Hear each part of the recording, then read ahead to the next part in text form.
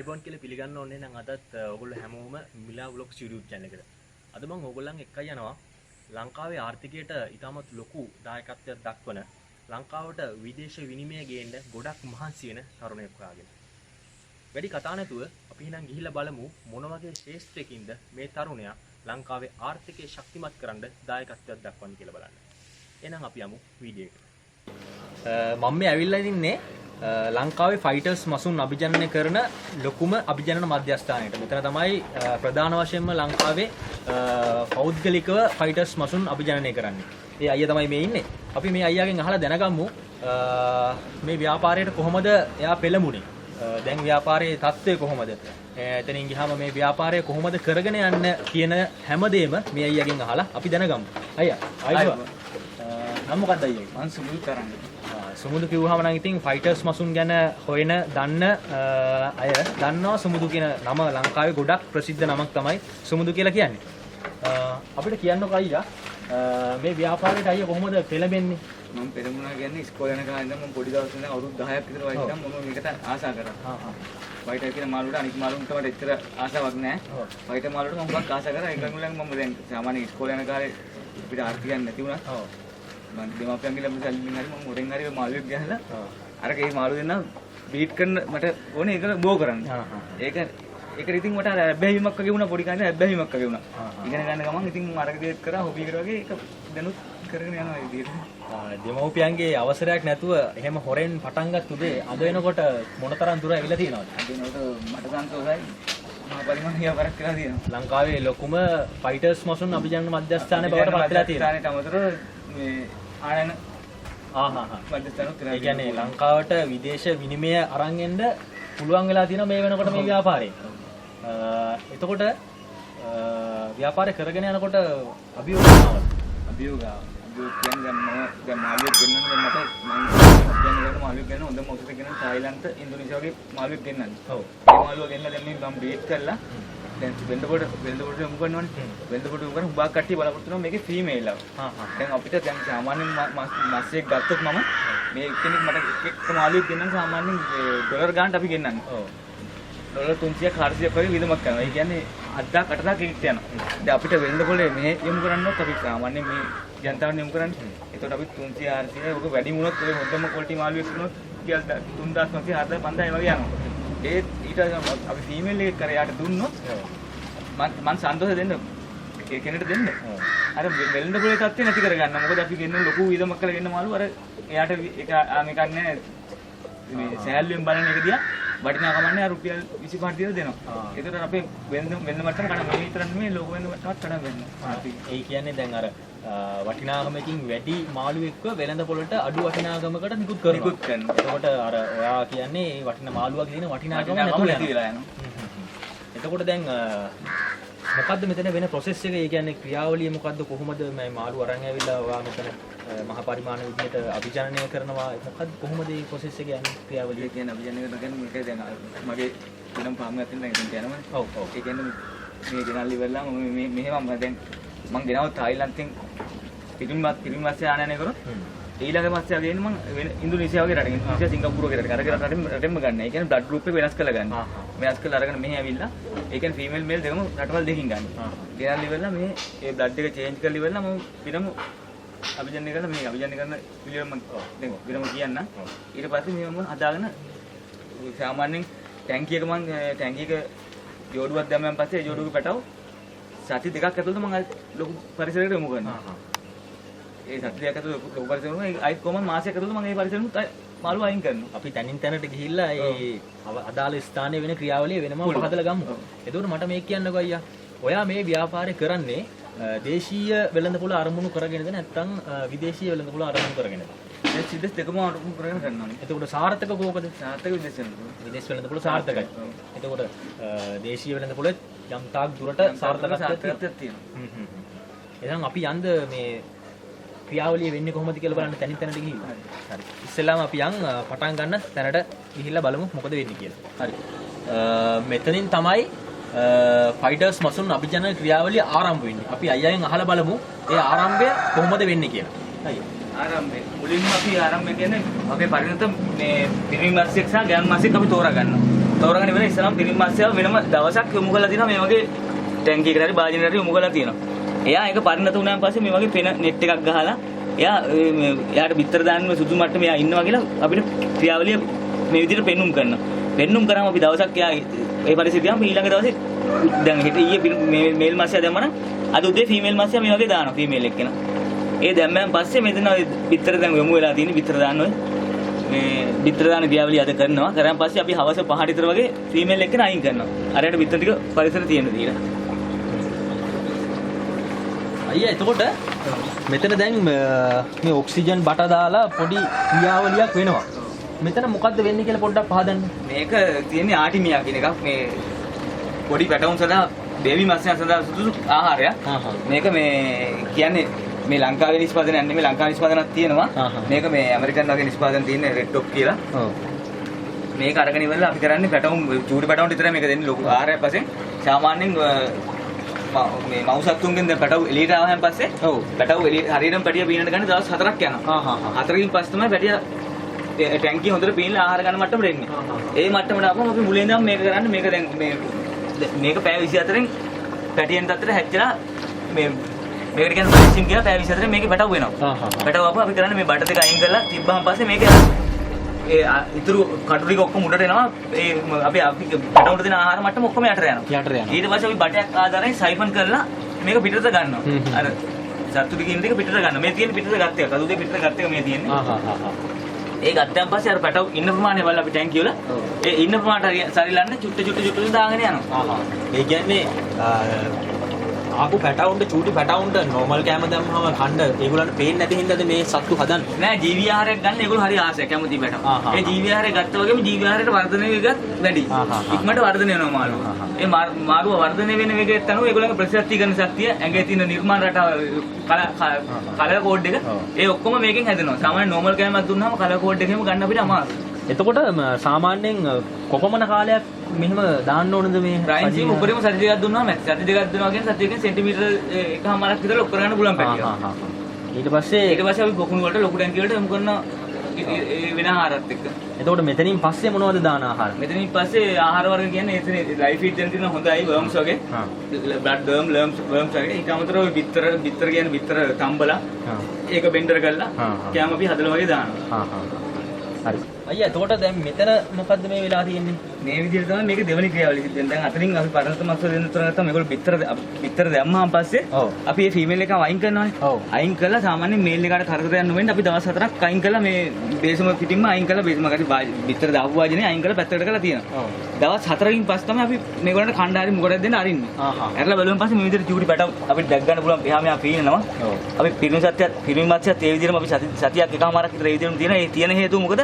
මේකේ මදුරු පණුව අනම්මනම් බෝවෙන් මදුරු බිත්තර දාලා ඒ වගේ බෝවෙන් ඉඳ තියෙනවා. ඒ නිසා අපි පිරිමත්ස්‍යව ටිකක් සති දෙකක් විතර වගේ මේකේ සති දෙකක් එකමාරක් වගේ තියෙනවා. මේ චූටි පැටවුන්ට ඊට පස්සේ කෙලින්ම ආටිමියා ආහාරයට දෙනවා අපි. ඔය දැන් අද ඉඳන් අපිට ආටිමියා දුන්නා මේ දවස් 4කින් පස්සේ ආව පැටව. එතකොට මේකේ ගෑනු සතාව අයින් කරන්නේ මේ පැටවුන්ට හානියක් වෙනවද ගෑනු සතාවගෙන්? පැටවුන්ට අනිවාර්යෙන් හානියක් වෙනවා. මොකද පැටවුන්ට ඉස්සෙල්ලා බිත්තර වල හානියක් වෙනවා. එයා බිත්තර දැමගම හුඟක් අධික බඩගින්න ඉන්නේ.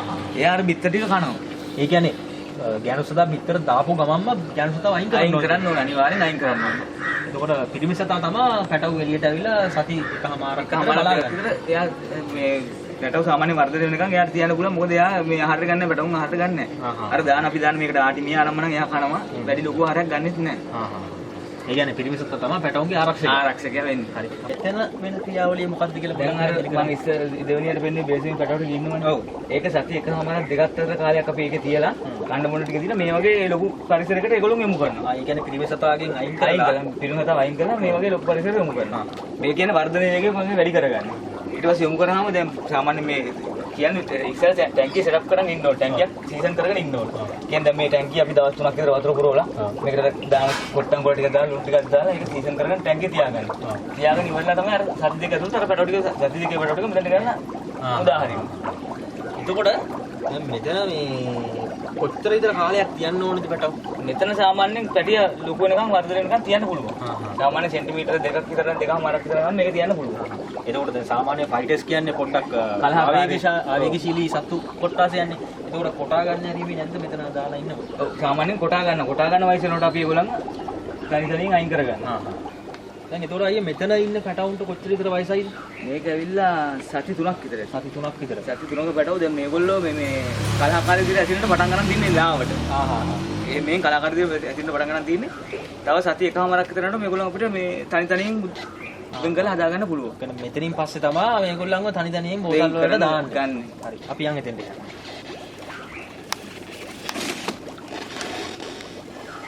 දැන් මෙතන ගොඩක් තනියෙන් බෝතල් වලට දාන එකක් මට පේන්න තියෙනවා. මෙතනද මාළු වෙන් කරන තැන. මෙතන තමයි වෙන් කරන තැන.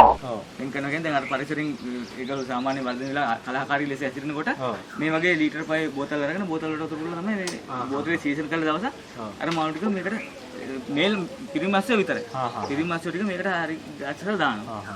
වාට මෙන්න මේ සාමාන්‍ය විතර වර්ධනය වෙගේ මේ වගේ තියෙනවා. එතකොට වෙළඳ පොළට නිකුත් කරන කම්ම මෙයා මෙතන තමයි හැදෙන්නේ නේ? ඔව්. එතකොට දැන් මේ වතුර අස් කරන්නේ කොච්චර කාලයකට වගේ සැරයක්ද? සති දෙකකට සැරයක් මේක අස් කරන්න ඕනේ. සති දෙකකට සැරයක් මේගොල්ලන්ගේ වතුර අයින් කරන්න ඕනේ. හරි. එතකොට දැන් අයියා අභිජනනයට ගන්නෙත් මෙතන ඉන්න සත්තුන්වමද? මෙතන ඉන්න සත්තුන් ගන්න මෙතන සත්තුන් කියන්නේ ඒගොල්ලන්ගේ ජෙනරේෂන් අපි ටාගට් කරලා තියෙනවා. මේ ජෙනරේෂන් එක කරගම මෙයා මේ බ්‍රීඩින් සඳහා සුදුසුයි කියලා. ඊට පස්සේ මේගොල්ලන්ගේ විකෘති භාවය නම්මන ඇති වෙනවා. ඒ නිසා අපි අර බ්ලඩ් එක ඒගොල්ලන්ගේ බ්ලඩ් එක අනිවාර්යෙන් ලේ චේන්ජ් කරගන්න ඕනේ. චේන්ජ් කරගත්තේ නැත්නම් මේගොල්ලන්ගේ නිරෝගී මස් එක අපිට වෙනකොට නිකුත් කරන්න බෑ. ඒ නිසා අපි මෙතනින් තෝරාගත්තේ මොන සත්තු ටික තෝරාගෙන වෙනම ෆීමේල් හරි මේල් හරි අපි පිටින් ගෙන ගන්න. පිටින් කියන්නේ වෙන රටකින් මේල් සපයා ගන්න. එතකොට දැන් මේ පරිශ්‍රය ඇරුණුකොට තවත් අයියාගේ තියෙනවද? තියෙනවා. ඒ කියන්නේ මෙතනමද නැත්නම් වෙන ප්‍රදේශයක තියෙනවා. වෙන ප්‍රදේශයක තියෙනවා. එතකොට දැන් මේ මාළු අයියා මොනවද අභිජන්‍ය කරනකොට පිටරටින් ගෙන ආපු කට්ටියත් එක්කද දාන්නේ නැත්නම් ඔයාම අභිජනනය කරලා මේක කරනවද? මම අභිජන්‍ය කරලා මම හයිබ්‍රිඩ් කරලා සාමාන්‍ය බ්ලඩ් එක චේන්ජ් කරන කට්ටියක් තියාගෙන ඉන්නවා. ඒ කට්ටියකින් තමයි හුඟක් දුරට අභිජන්‍ය කරන්න යන්නේ. එතකොට වෙළඳ පොළ වටිනාකමක් තියෙන මොනවද වර්ග ඉන්නේ මොකද? වෙළඳ පොළ වටිනාකමක් තියෙන දැන් ඔය කියන්නේ තායිලන්ත වගේ රටවල නිෂ්පාදනය කරන දවසින් දවස ඒගොල්ලෝ අත්දැක බැලීම් කරලා මාළු නිෂ්පාදනය කරනවා. මාළුගේ කලර් කෝඩ් එක ඒගොල්ලන්ගේ රටාව ඉරියව් බලලා ඒගොල්ලෝ නොඑක් මාළු බීටා මස්ුන්ගේ නොඑක් වර්ග නිෂ්පාදනය කරනවා. ඒ නිසා අපිත් අර ඒ ටාගට් එකට ගිහලා මම නම් දැන් හයිබ්‍රිඩ් කරගෙන මමත් හුඟක් මේකෙන් වර්ග කලර් රට අනුව නිෂ්පාදනය කරන් යනවා. ඒ කියන්නේ අයියත් අලුත් වර්ග හදනවා. එතකොට ලංකාවේ සාමාන්‍යයෙන් ප්‍රධාන වශයෙන්ම ජනප්‍රිය මොන වගේ වර්ගද? ජනප්‍රිය දැන්ට ජනප්‍රිය වර්ග ඉන්නේ මේ ඩ්‍රැගන් කියන වර්ගය තමයි හුඟක් දුරට ජනප්‍රිය වර්ග. ඊට අමතරව නිමෝකොයි ගැලැක්සි කියලා ඉන්නවා. ඒවා මිල අධිකයි. මිල අධික වුණාම මාළුව හුඟක් ලස්සනයි. ඒ ජනප්‍රිය සාමාන්‍යයෙන් මිනිස්සුන්ට මිලදී ගන්න බැරි තත්ත්වයක් තියදී මේ මාළුවෙක් තමයි ලස්සනට හදන්නේ. ඒතර ඉල්ලුම තියෙන්නේ අර පැත්තට තමයි තියෙන්නේ. එතකොට දැන් මෙතනින් තමයි අන්තිම ක්‍රියාවලිය වෙන්නේ. එතකොට දැන් අයියා මට කලින් කිව්වා මීට වඩා ලොකු අයියාගේ තියෙනවා කියලා ටෙන්ට් එකක් ගහලා හදලා අපි එතෙන්ට යන්න බලන්න. හරි. අපි දැන් මේ ඇවිල්ලා ඉන්නේ මේ අයියාගේ මඩ පොකුණු තියෙන තැනට. මෙතනත් ඉන්නවා විශාල මාළු සංඛ්‍යාවක්. අයියේ මෙතන කොහොමද වැඩේ වෙන්නේ? මෙතන අපි දැන් ටැංකි වලින් සාමාන්‍ය සෙන්ටිමීටර් එකමාරක් ලොකු වන මාළුන් අපි සාමාන්‍යයෙන් මේ පරිසරය තමයි අන්තිමට මුදාහරින්නේ. මෙතන මුදාහරිය කියන්නේ මේ ඉස්සලාම අපි මඩ පුණක් කල්චර් කරගන්න ඕනේ. කල්චර් කරනවා කියන්නේ මේක ගොමයි යූරියයි යනම් මනම් දා ටිකක් වට්ටරුවක් තියෙනවා. ඒක දාලා දවස් ගානක් කැකෑරෙන් දැරලි වෙලා ඊට පස්සේ මේකට ඩැෆ්නියා මොයිනා වගේ දෙයක් මික්ස් කරනවා. මික්ස් කරාට පස්සේ ඒක වර්ධනය වෙනාද අපිට බලන්න පුළුවන් මේ වතුර ඇල්ගී බෙන්ලා කොළ පාටලා තියෙන්නේ. ඒ කියන්නේ මාළුවට ජීවත් වෙන්න සුදු පරිසරයක් ගොඩනගලා තියෙනවා. ඒ කියන්නේ මේ පාට ආවම තමයි මාළුව හොඳට හැදෙන්නේ. ඒ පාට එන්න ඕනේ. පාට එන්න ඕනේ කියන්නේ හිරු එළියෙන් ආවන් නිලා මේ කොළ පාට ඔය වතුරේ සාමාන්‍යයෙන් අනිවාර්යෙන් කොළ පාටක් ගහනවා. ඒ කොළ පාට ගැහුවම අපිට දන්නවා මාළුවට මේ සුදු පරිසරය නිර්මාණය වෙලා තියෙන්නේ කියලා. ඊට පස්සේ ටැංකිය වලින් අපි සෙන්ටිමීටර් එකමාර දෙක ලොකු කරාට බඩව ටික මේකට මුදාහරිනවා. මුදාහරියම මේගොල්ලන්ට හැබැයි ප්‍රධානම දේ තියෙන්නේ මෙතන අපිට ආහාරය සපයන්න ඕනේ නැහැ මාළුන්ට. කෑම දාන්න ඕනේ. ඒක තමයි අපේ තියෙන ප්‍රධානම කාර්යය. අපිට ලේසි කාර්යය. ඒ කියන්නේ අපි ඩැෆ්නියා මොයිනා කල්චර් කරලා මේකට දාලා තියෙන්නේ. ඒ නිසා අපිට මේකට අමතර කෑමක් දෙන්න ඕනේ නැහැ. සාමාන්‍යයෙන් අපි මේකට පැටව සති දෙකේ පැටව හැලුවා නම් අපිට මාසයකමාරක තුල මේක ගොඩ දාගන්න පුළුවන්. ඒ කියන්නේ විකුණන මට්ටමට ගොඩ ගන්න පුළුවන්. වෙළඳ පොළට කෙලින්ම වෙළඳ පොළ නිකුත් කරන්න පුළුවන් ගත්ත ගමන්. අර හරියට යන්න අපි බලන්නයි. හරි. ඉන්න අපිත් එක්ක යන්න.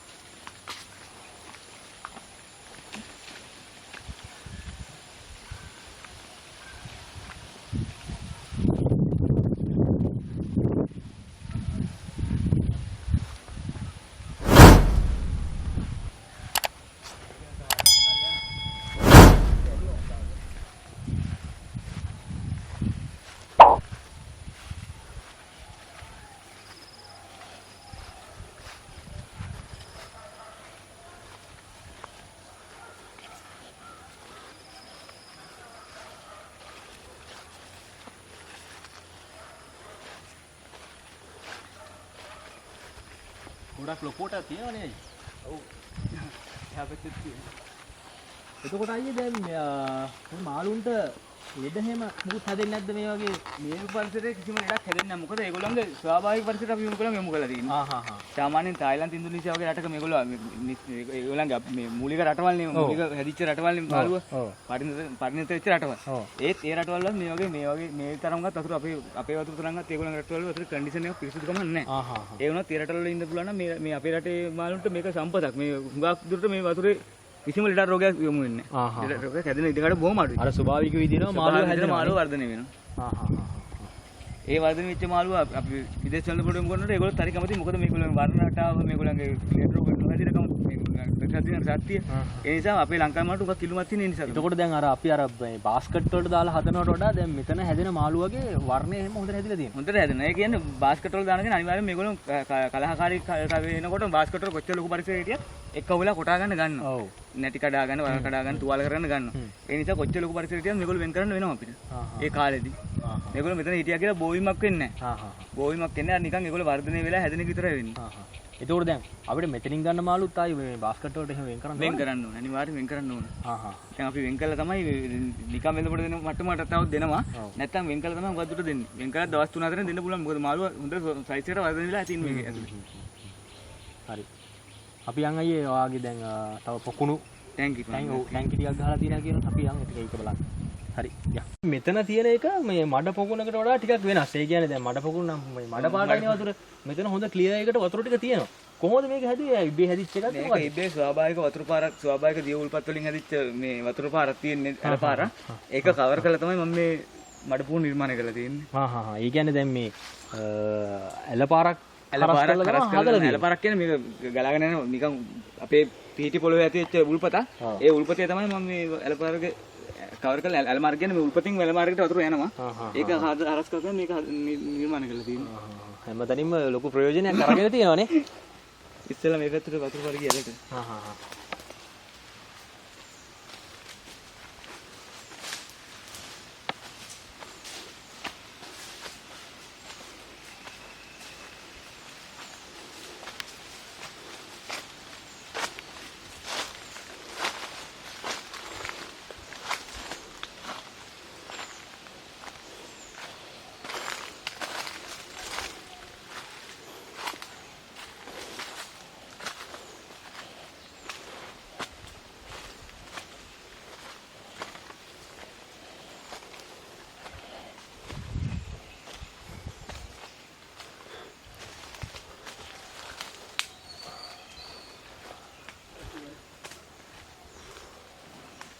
ලොකු ටැංකිය වගේ තියෙන්න තියෙනවා. මෙතන මොකද්ද වෙන්නේ? මෙතන තමයි අවසාන සිද්ධාන්තය වෙන්නේ. මෙතනින් තමයි දැන් අපි මාළු ටික දැන් මේ බෝතල් වලට වෙන් කරගන්න පුළුවන් මාළු මට්ටමකට ගෙනල්ලා දැන් මෙතන ගෙනල්ලා ඉන්නේ. දැන් මේගොල්ලෝ ඊළඟ වතාවේ තියෙන බෝතල් ටික සකස් කරලා අපි තියෙනවා. බෝතල් ටික වෙන් කරගන්න තමයි තියෙන්නේ. අවසාන තැන කියලා කිව්ව අර ගෙදර තියෙන එක නෙමෙයි මඩ පොකුණු වලින් අතන පොකුණට දාලා එතනින් සීසන් කරපු මාළු තමයි මේ ඉන්නේ. සීසන් කරලා හොඳට කන්ඩිෂන් කරගත්ත තෝරාගත්ත මාළු ටික තමයි මේ ඉන්නේ. ඒකට දැන් දෙකකින් මාළු නිෂ්පාදනය වෙනවා නේද? ගෙදර එක පරීක්ෂයක් තියෙනවා. මෙතන තව දැන් එකයි අර මඩ පොකුණු වල තමයි උගා දුරට මේ මඩ පොකුණු වලින් ගත්ත නිරෝගී මාළු ටික මෙතනට ගෙනල්ලා කන්ඩිෂන් කරගෙන තමයි බෝතල් වලට අපි යොමු කරන්නේ. ඊටම ඉන්නේ මේ මාළුනේ. ඔව්. ඒගොල්ලෝ මේ ටැංකි ඉතින් ගහලා මේ වර්ගින් දාන්න. වර්ගින් තියෙන්නේ. වර්ගින් වෙන් කරන්න තමයි දාලා තියෙන්නේ.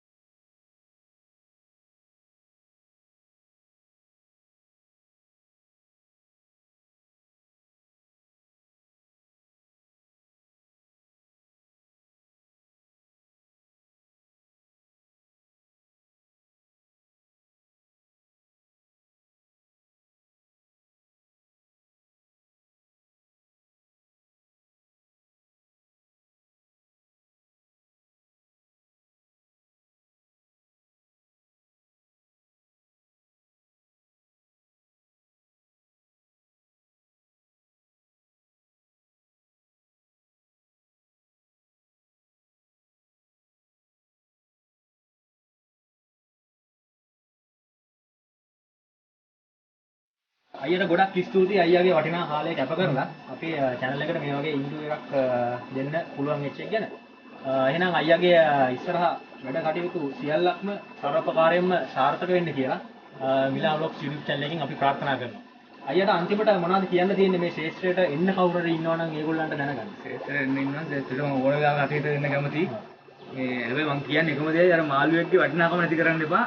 ඒ වටිනාකම තියාගෙන මේක සැහැල්ලුවට ගන්න එපා. ඒ කරන දේ හරියට පිළිවෙලට කරොත් අපිට ලොකු අනාගතයක් තියෙනවා. ලොකු පණිවිඩයක් තියෙනවා. ඒ අයියා කියන්නේ මේ ෆීල්ඩ් එකට ආවට කිසිම ප්‍රශ්නයක් නැහැ. හැබැයි ඒ තියෙන වටිනාකම ඒ අයරෙම ආරක්ෂා කරගෙන මේ රැකියාවේ මේ ෆීල්ඩ් එකේ වැඩ කටයුතු කරගෙන යන්න කියලා තමයි අයියා ඔයගොල්ලන්ගෙන් ඉල්ලා සිටින්නේ. අයියා එහෙනම් ගොඩක් ස්තුතියි අපිට මේ වගේ අවස්ථාවක් ලබා දෙන්න සම්බන්ධව.